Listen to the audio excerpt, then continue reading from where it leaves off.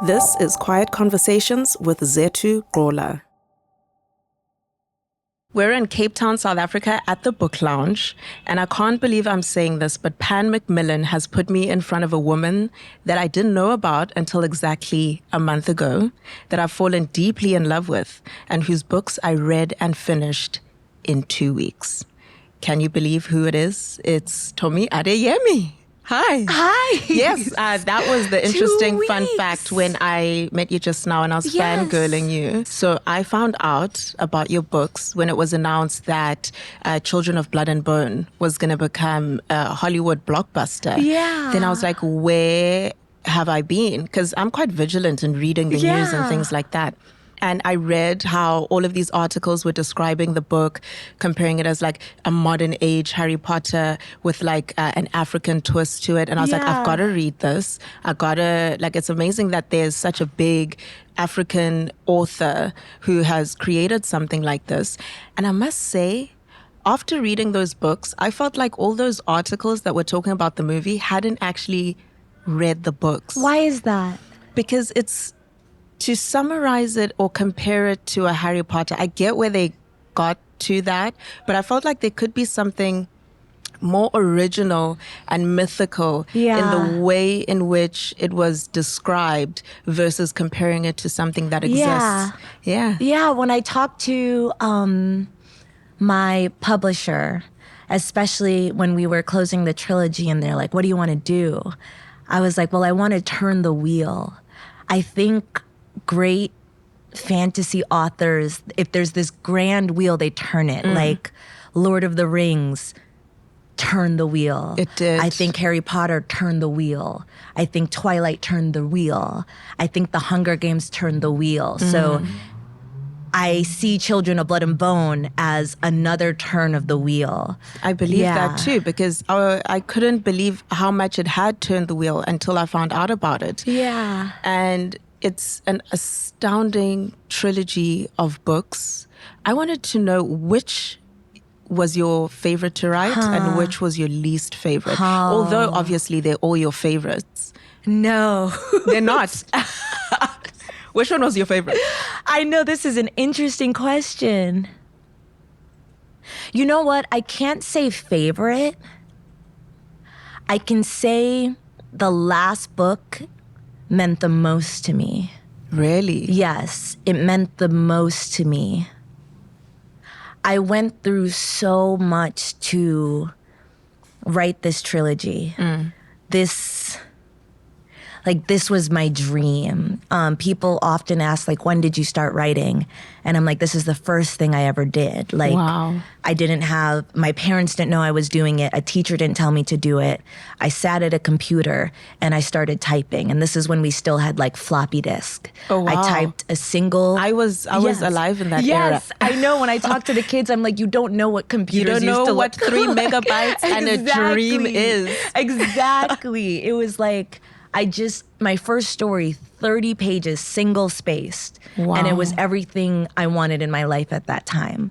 And so I feel like I was not just born to do this. I was like, my name is Tomi, and I'm like, tome. I feel like I was born with these tomes inside of me. And these 3 books collectively are one tome. And it's a symphony, and I'm actually so curious about what it's like to read it within 2 weeks because so many people. I can tell you, I was sleeping at about 3 a.m., if I'm being completely honest. Yes. So I started reading the first book, and immediately I was captured by the storyline. I think there was a part of me that the most surprising was the scene in town where Zeli bumps into Amari. Yeah. That was such a crazy turn of events because you're also told, like, the last thing she hears is like, don't get in trouble, do what you're supposed to. Yes. And it was one of those, is the author gonna make her mess this up. And when that happened and the way in which it happened, it blew my mind. So from that moment, I just kept reading. I've got 2 kids, 4 and 7. Yes. They were deserted to their dad for 2 weeks. Every moment I got, I was reading. And then I'd put them to bed at 8 p.m. and I'd continue reading until 2 or 3 in the morning. So that's how I got through those books. Wow. Back to the tomes that were within you. I'm interested to know why specifically beyond that, the third one is your favorite. I will say though, having read them back to back to back, I really got to see the development and the change. Yeah. I think the most Lord of the Rings, Harry Potter, Hollywood, if we have to take it there, is exactly that third book. Yeah. Because now there were different kingdoms. Yeah. It felt like you found you were like, I know what I'm doing now. You know, the first one was a dream. The second one, every book was such a dream. I can't say my favorite because it's like, they're so personal and I grew with each one. Like I went through a character arc with every single book. And the person sitting across from you, she wouldn't be here if she hadn't had to go, like the way Zélie got the scroll, that's what happened to me. And so all of that battle, the heartache, the grief, the Do you failure, identify as Zélie? Not anymore. Okay. Not anymore. I look at the cover of the third book and it's like I see her and we were together for so long. I felt like her for so long. Wow. So angry. And it is a lot of emotion. I can imagine so having to live emotion. through it every single day and draw inspiration and to be there. Like the story came from so much pain too. In your personal life? In the way I felt when I was in America, when I was writing this book.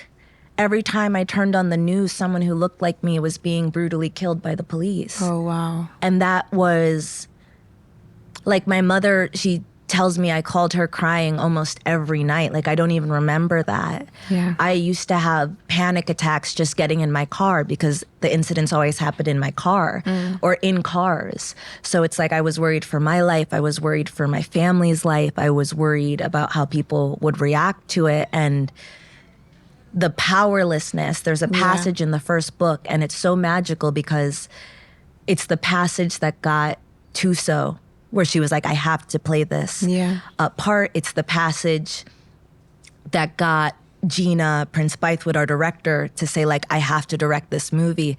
It's actually taken from a diary entry. A personal diary entry. It was the week of 3 back-to-back, very brutal police brutality killings, and one of them was in front of a 4-year-old girl. And I write about it at the end of the book, but Zélie just says, I'm so afraid. Yes. The entire book, we see her raging, we see her fierceness, we see her anger. But that's when it breaks. And all of that came across as such a great deal of strength and heartbreak. Yeah. But it's the most vulnerable I think she was. Exactly. Because that's what it's all covering. Yeah. And to write this series has been to know myself, to get to know myself. And I failed as many times as Zélie. You know, like getting to that announcement where you see there's a big blockbuster, like this is the culmination of a 13-year dream. Oh, wow. So the third book is the most precious to me because it was so difficult to finish. I got very, very sick in between the second and the third book. And I didn't know if I was going to be able to do it. Oh, wow. So I feel like Zélie, that the character arc Zélie has in the third book is very similar to what I went through. That I don't want to do a spoiler, but that feeling of losing the power you've always had and having to fight having to learn to fight in a completely new way. Yeah. And then also having to lean on your community. Yes, when there I was started a bigger this, sense of that. Where, I think it's the transition from the second to the third book, where she begins to trust people. Yes, more than as much as she trusts herself. Yes, and she was forced actually to be in a position of building community, which is such a crucial thing in everyday life. I guess it's also something that happened in the US along the time that you're describing and the experiences which are still ongoing now, where at the end of the day, the community has to uplift each other. The community has to be out there campaigning. The community is trying to summon police reform. Around the time that you're describing, I remember since I was very young, I always wanted to go to the US. Really? I was like, I would love to see New York. I would love to see LA. Now it's the last place where I would like to go. And I guess a lot with this, you're the magie, you're the target. Yes. You know, everywhere you go, you are always going to be known as the one thing that needs to be removed from this situation. Yeah. Well, I'm going to wrap up on the third book. I'm interested to know, because when I closed the third book, I almost threw it on the bed. I almost threw it on the bed, picked it up and threw it in the bin. Rowan. Yes. Why? Yes. Did we never get closure on Rowan? Was that deliberate? There is a version of the third book that has like an extra 250 pages. Girl. Where you know exactly what happened. And I kept trying to make it work. Because I was like, we love Rowan. It was like, we love Rowan. And it wasn't working. And finally, I realized it wouldn't be authentic to what I was trying to represent. Yeah. The final book in this trilogy makes, I think, very clear references to the Middle Passage, to the slave trade. And the horrific reality of that is, let's say you and I are sisters. I would be so lucky you're gorgeous. Let's say we're sisters. We're laughing together. We're playing together. We have our whole lives together. And then one day, I'm ripped away. You never see me again. And you never know. You never hear from me again. And you never don't know. You never know where your sibling has been taken to, whether they're alive or dead. And it felt... I did get a sense of that. Because I was like, this is such a crucial character to just disappear. But when she then wakes up on essentially a slave ship, I kind of understood what had happened here. But I guess, like, as a person who got invested in a different kind of love that felt beneficial to both, where I wouldn't say they were in love. They came into each other's lives at the right time to soften each other, almost for the future. No, it's very, again, believe me, I was like, as an author, I was like, this is crazy. Okay, this is all the closure I needed. It is. And I've told people, I was like, I kept trying, but it's like I had to be authentic to what I was describing. And to have this fairy tale where they magically reunite in the middle of the book. I tried. Or somehow. I tried. But we'll leave it open. Well, that's we'll have a prequel, a follow-up. Hashtag Rowan. The essays. Justin for Rowan. The last novella. Free Rowan. Did you always want to go into the fantasy world? Oh my God, I just saw my favorite anime. What's your favorite anime? Death Note. Death Note? Yeah. I know, that says a lot about me. Do you have that specific book? I haven't read the manga. I've watched the whole series. Okay. So I'll buy you that book. Oh, it's thank you. Oh, Zethu, thank you. You're welcome. Someone make a note of the book. I have always loved the fantasy genre. Ever since I grew up on anime. So I grew up on anime. I grew up in like... This is making sense. Yeah. And like, so I was at, I spent my years in anime and Hogwarts and in the Capitol, in the Hunger Games and, Hogwarts the fantasy. shaped me in a way. Yes. Yeah. Yes. The first Harry Potter, I remember when Harry Potter arrived in the school library. I was about 12 years old at the time. And it was a fat book. Yes. It was such a big book. The cover wasn't all that because it was competing during the times when like Ian Colfer was having his fantasy moment. Yeah, Artemis Fowl. Artemis Fowl. Yes. I lived there. Those were like the foundation of my high school years. I remember when Harry Potter arrived at our school and it was just the biggest book and no one touched this book. Because no one really knew who J.K. Rowling was at the time. And the book was so big. And then I asked the librarian, like, I know we can only take books out for 30 days, but I don't think I can read this in 30 days. Yeah. And she was like, this book has been sitting here for months. If you can take it for as long as you need to, just every 30 days, keep coming back. And it changed my life forever. Yes. I started going into these alternate worlds, but I found Harry Potter a little bit overwhelming, which is what made me nervous about coming into your trilogy. Yeah. Because Harry Potter, the Ian Colfers and the ones that the limited fantasy worlds I entered. Yeah. There was so much to keep up with. Yeah. The spell, these goblins, this realm of people. Yeah. But I found yours to be so digestible. Thank you. You know, you didn't overcomplicate all of these different universes, all of these different places. Yeah. And I like that they were almost always separate in the first two books, and then in the third book you like unleashed your superpower where we would go from there to there to there, and it's really cool. Thank you, Zethu. I can't believe it started with anime. I grew up on Naruto, on Bleach, on Death Note. As an adult, my favorites have been Attack on Titan and My Hero Academia. The storytelling of Japanese artists is out of this world, and I think it's very much shaped by their history and what they've experienced as a society, because they just tell stories in a way no other culture does. And then I had this love of fantasy and magic, and there was a part of me that also really wanted to live in another world because this one felt too scary. And it felt too harsh. So I always was writing about a girl who got to escape into this fantasy world. And I think that's another reason why when people ask my favorite, it's like I can't answer it because it's like my favorite is like the book I'm writing now, which isn't in this world, or isn't in the world of Orisha. It takes place in this world. And that signifies so much because I was like, for almost 25 years, I needed to hide in my imagination. And the world technically has become a lot scarier than when I started writing this book.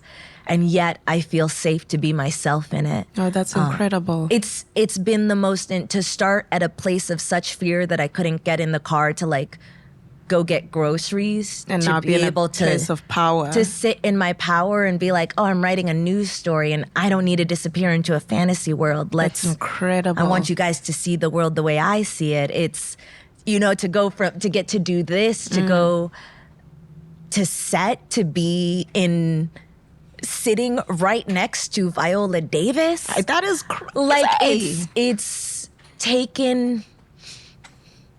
The books are too personal to have a favorite because I look at them, I feel them, and I see my journey as a human being, and I see my character arc in a way that I don't think most humans get to process and analyze. And it just fills me with joy because I'm like, look at who you are on the other side. Like, I think these books still have my first author photo, and I'm there with a big afro like, hi guys, I got a book deal. And so I still felt emotionally like a teenager, and now I really feel, I was like, okay, I feel like a lioness. I love it. That's so inspiring. Thank you. I'm gonna have lioness energy after this. Yes, absolutely. Also, that suspicious looking bottle has still water in case you're thirsty. Oh, thank you. I like that. I like that you said it's suspicious. You might have wondered what did you put there? Exactly. Oh, so you became an instant New York Times bestseller. I guess nothing can prepare you to becoming a New York Times bestseller, but one that happens like instantly. Yeah.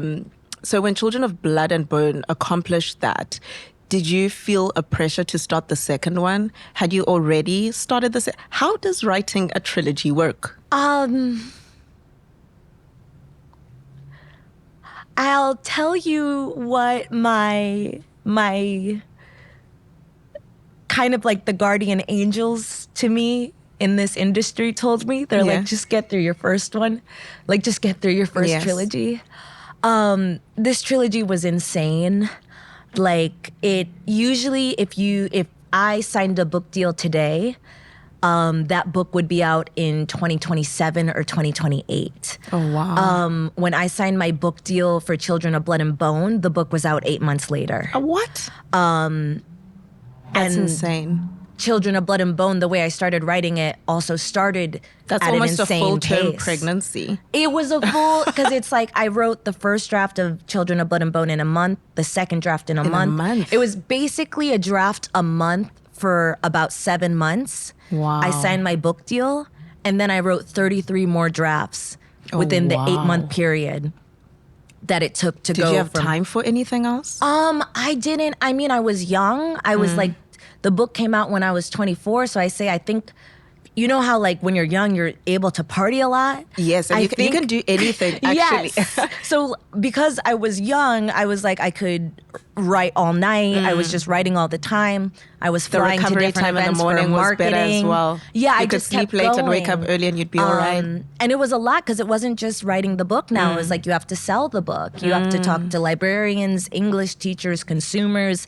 Marketing a book and writing a book, they're 2 full-time jobs and they require all of you. And I was doing it all at the same time. And I remember I finished the book, like I had 1 week off, and then I started the second book, and then I was on like a 2-week book tour. Oh, wow. And on book tour, they were like 25 hours. It's like you start at 3 a.m. because you have to do Good Morning America. And then you go do another interview. Then you do something with BuzzFeed. Then you go do The Tonight Show with Jimmy Fallon. Then you go to your book event. Stuff like that prior to this? No, I just... Thrown in the deep end. Yeah, so that's part of the reason, you know, as I got older, my body's like, we can't do this anymore. They're like, we need to have sleep. Does that exist? Can we learn to sleep? And it was a real revolution because it just, like I said, I got very, very sick between book 2 and book 3. And so it really felt like I'm thinking of a fighter that gets knocked down. Yeah. Or that breaks their spine or something, and it's like you got to get back in the ring. Yeah. So that's why I'm like the third book is the most personal to me, and so for you to say it feels like you unleashed your superpower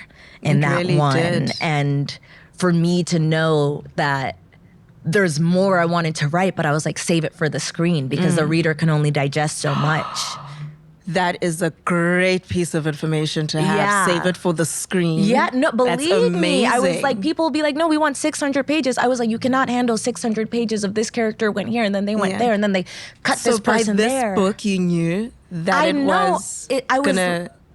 I can tell how big. I know exactly where to cut it from a movie perspective. Okay. Especially having... Was that a dream of yours? This was the whole dream. Oh my goodness. And I tell people to dream. These books are written from a highly visual perspective. Yes. Where there are adjectives for everything. Yes. Surroundings, appearance. Yes. She could have said the weather or the temperature and I would have felt it. Like you've written it in a way which I also found interesting. I didn't anticipate for it to not have like, chapter 1 to whatever. Yeah. To have it in different perspectives. Yeah. You become the person each time. Yeah. And you see the world in their eyes. So that was one of my questions. Yeah. Like the way that you've written it feels like it was written to be on a screen. Everyone... Like, even one of the producers on this film, we were sitting on set and he's like, well, you're a director. Yeah. Because it's like, I see all of it here. Yeah. And I saw the movie and I was like, okay, we can't start with the movie. We have to start with the book.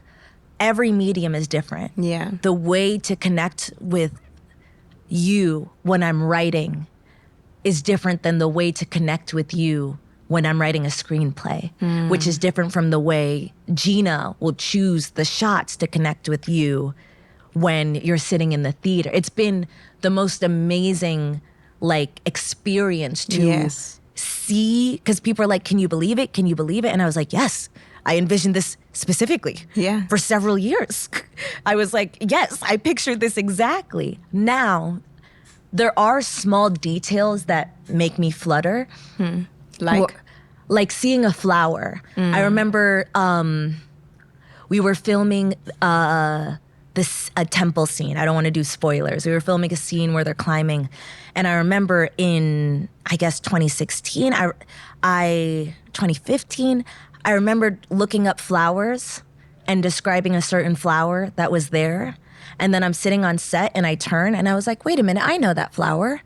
And I was like, I haven't seen that flower since it was on my computer screen, like 8 years ago. And I'm like, whoa.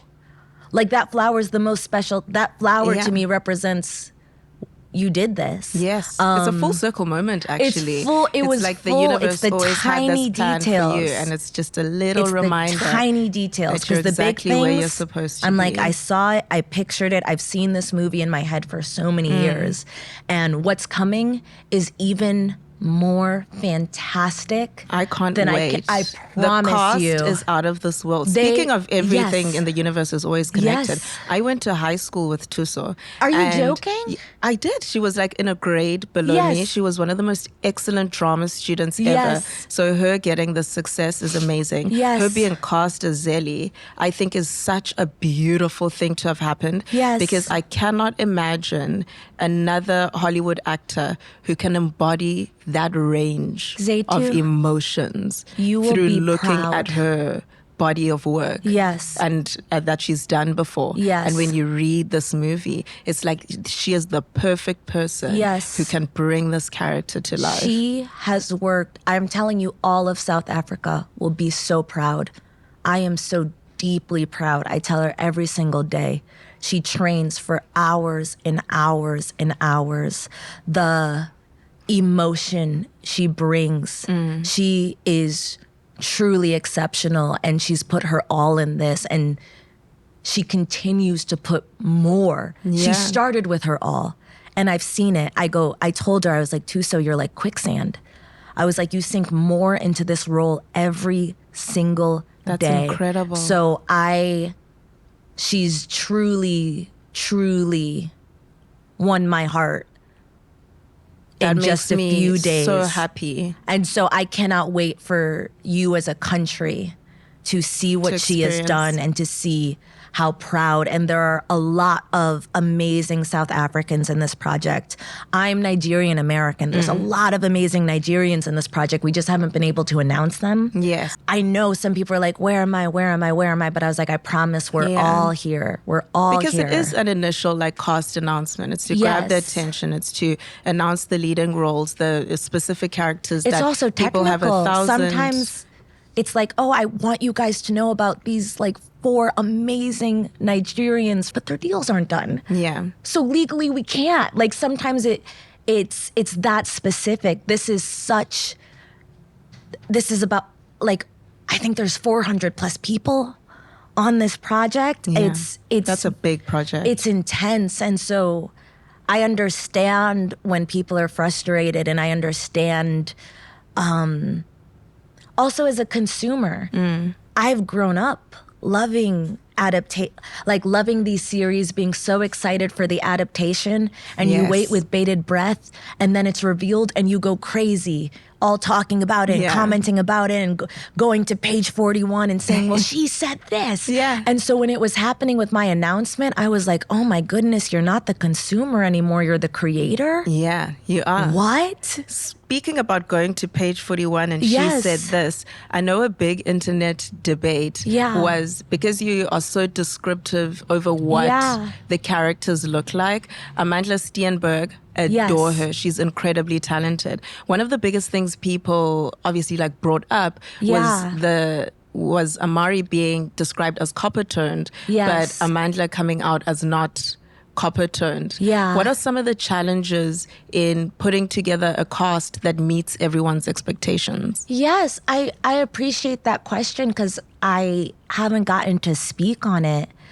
It hasn't been easy when I was like, I'm not the casting director and I'm also not the director. I am the writer of the original work. I am a co-screenwriter of the script. I am an executive producer on this project. And when I tell you, as many times as Zaylee has been completely decimated in this book is how many times I was completely decimated trying to complete this trilogy and get a film like we've never seen to screen. Which is an incredible accomplishment, you know. I appreciate that. But you know what, Zethu? I also get it. And so that's why I leave my comments open for a reason. Of course, there's times where you would want to say, like, guys, I have fought so hard in ways you'll never know and never imagine in so many ways. And I respect Gina and her vision. Absolutely. And that's what teamwork her. is, you know. It's respecting the vision, mutual agreements, and the talent. Exactly. Because at the end of the day, the best person best suited for the to role. Carry out this role is the person that gets chosen in the end. And things like fighting for a premiere in Lagos. Like, that was something that I put in my contract. Like, I want us to do that. That's incredible. Things like the open call in Nigeria, who we have cast 2 people from. We haven't been able to announce that yet. I fought for that. Some of the Nigerian actors who we get to announce soon, like from the country of Nigeria, I fought for that. Making sure our lead doesn't get color washed, or like I've fought, and I get it. You know what, guys? I get it. And if you need me to be a punching bag, I get it, because just like you, I've been hurt so many times by this industry and by the feeling of being erased by it. And if people are anything like me, like I described myself to be, what I learned in this book is under anger is heartbreak. I'm not going to project that.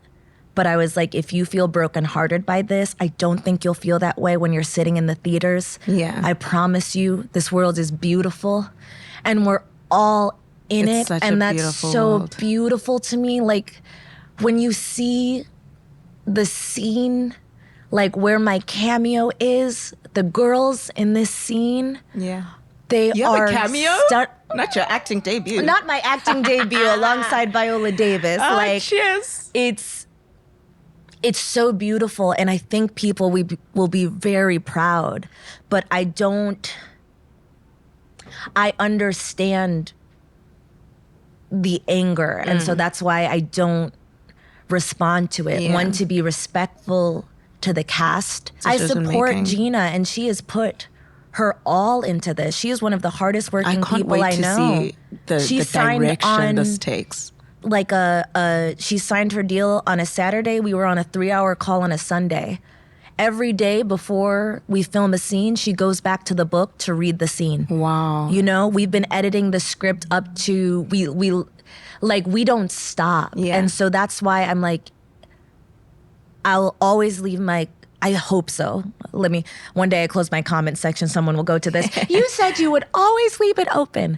I believe I will leave it open because I understand that the nature of my job is a public job, and I think everybody is entitled to say what they need to say. But I care.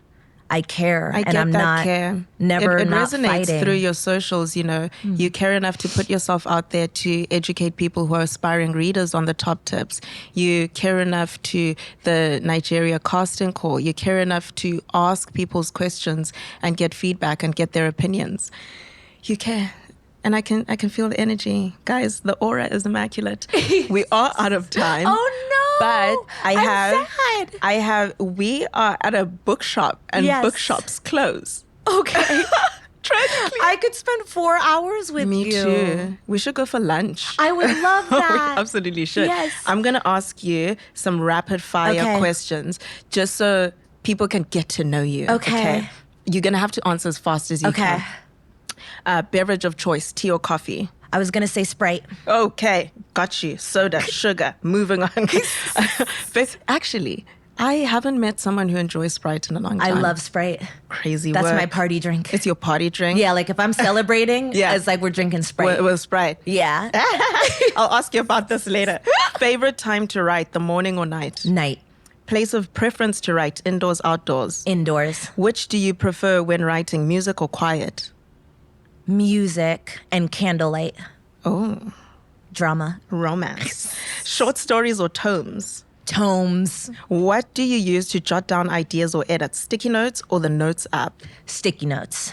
How do you annotate your books, pencil, in or color tabs? Colored pencil. Okay. My brain had to. I know. I'm going like so instinctual. I short-circuited for a second. Bookmark or dog ear? Dog ear. I'm a dog ear person Yeah. too.